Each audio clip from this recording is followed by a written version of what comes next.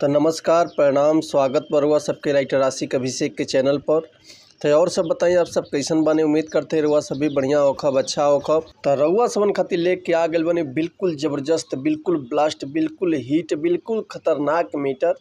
तो उम्मीद करते नहीं मीटर हुआ सबके बेहद पसंद आई।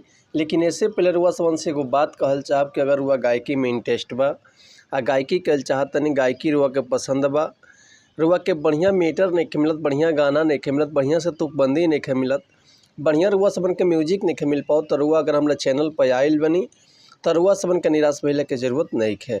कहीं से कि रुआ सबन खातिर हम हर एक प्रकार के सॉन्ग लिखिले, हिंदी होके चाहे भोजपुरी होके, चाहे रुआ कोनो भी ट्रैक पर गाना लिखवा सकिले, भोजपुरी गाना चाहे हिंदी गाना, लव सॉन्ग, ऑर्केस्ट्रा सॉन्ग, बेवफाई सॉन्ग, पूर्वी, निर्गुण, भजन, लोकगीत, लयदारी, रंगदारी, जातिवाद सॉन्ग, चाहे सैड सॉन्ग, चाहे वो अपना मनपसंद के कोनो भी गाना लिखवा सकिले, चाहे म्यूजिक बनवा सकिले, वो बिल्कुल उचित चार्ज पर। तो ये से कहल चाहब रुआ सबन से कि रुआ अगर हमारा चैनल पर आ गए बनी आ चैनल पर नया बानी तो चैनल के सब्सक्राइब कर दी, बेल आइकन प्रेस कर दी, ताकि कोनो वीडियो अपलोड करी तो सबसे पहले नोटिफिकेशन रुआ सबन के मिले।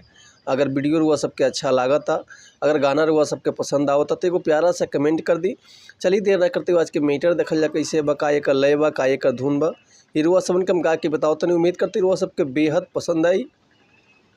आज से बहुत पुराना एगो गाना आई रहे सनी कुमार के कि चलल ना जहला कि गोड़ लपटाला, दोहरद बावे ताजा रे घाव बाटे ताजा जी, ओही रे जगहिया दाँते काटली हले राजा जी।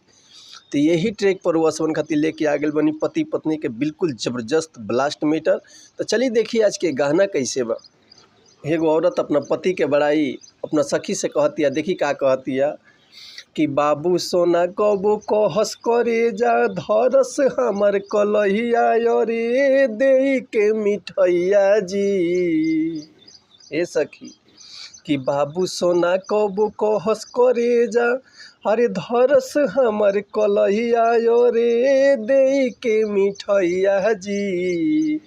भोरा वाले सूतस लेके कोरावा में सैया जी, भोरा वाले सूतस लेके कोरावा में सैया जी। कि बाबू सोना कबो कहस करे जा, अरे धरस हमर कलहिया रे दे के मिठैया जी। कि भोरा वाले सूतस लेके कोरावा में सैया जी, भोरा वाले सूतस लेके कोरावा में सैया जी। तो उम्मीद करते मीटर हुआ सबके बेहद पसंद आयल हुई। अगर ये गाना के रुआ फुल लिखवावल चाहतनी तो डिस्क्रिप्शन में हमार कॉन्टैक्ट नंबर बा, व्हाट्सअप नंबर बा, रुआ कॉल कर सकिले या व्हाट्सअप कर सकिले, रुआ के बिल्कुल उचित चार्ज पर फुल गाना मिल जाए। लेकिन एक और बात रुआ सबसे कहल चाहब कि अगर हमरा गावे में कोनो मिस्टेक होता तो भैया क्षमा चाहतनी, ऐसे कि हम गायक तो ना है, हम तो राइटर रुआ सबन के खाली बता सकिले, समझा सकिले। तो मिलत है नेक्स्ट वीडियो में कुछ नया गाना, कुछ नया धुन, कुछ नया कंपोजिशन लेके। तब तक के लिए रुआ सब सन्मति चाहतनी। अगर रुआ कोनो भी तरह के म्यूजिक भी बनवावल चाहते हैं तो बेहिचक कॉल या व्हाट्सअप कर सकतनी, रुआ के बिल्कुल उचित चार्ज पर बढ़िया से बढ़िया म्यूजिक हम लोग से मिल जाए।